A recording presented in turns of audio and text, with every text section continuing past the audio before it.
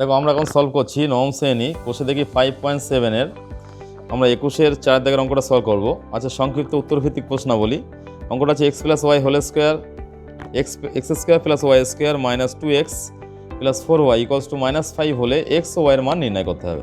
তাহলে এই যে সমীকরণটা আছে এই সমীকরণটা থেকে আমাদের সলভ করে x ও y এর মানটা আমাদের বার করতে হবে। তাহলে সমীকরণটা দেখো আমরা ভেঙে লিখছি একটু, লিখতে তাহলে আমাদের ক্যালকুলেশন করতে সুবিধা হবে। x স্কোয়ার মাইনাস 2x এর পাশে যদি আমরা 1 লিখতে পারি তাহলে একটা আমরা সূত্রের আকার নিয়ে আসতে পারবো।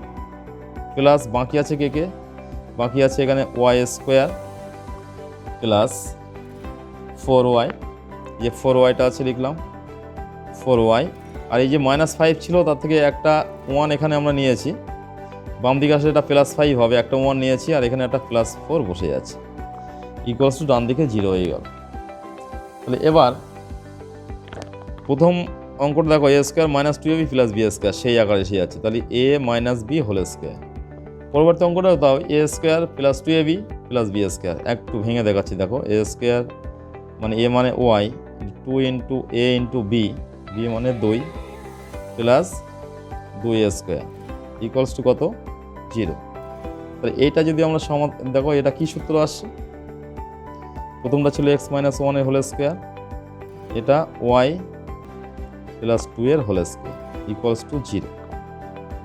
এই সেই একইভাবে দুটি রাশির বর্গের যোগফল 0 হলো।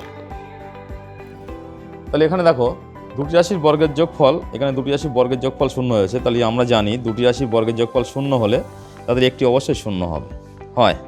তাহলে x minus 1 whole square equals to 0, তাহলে x মাইনাস 1 ইকুয়ালস টু 0 হচ্ছে, তাহলে x ইকুয়ালস টু কত 1, একটা মান পেয়ে গেছি x এর মান।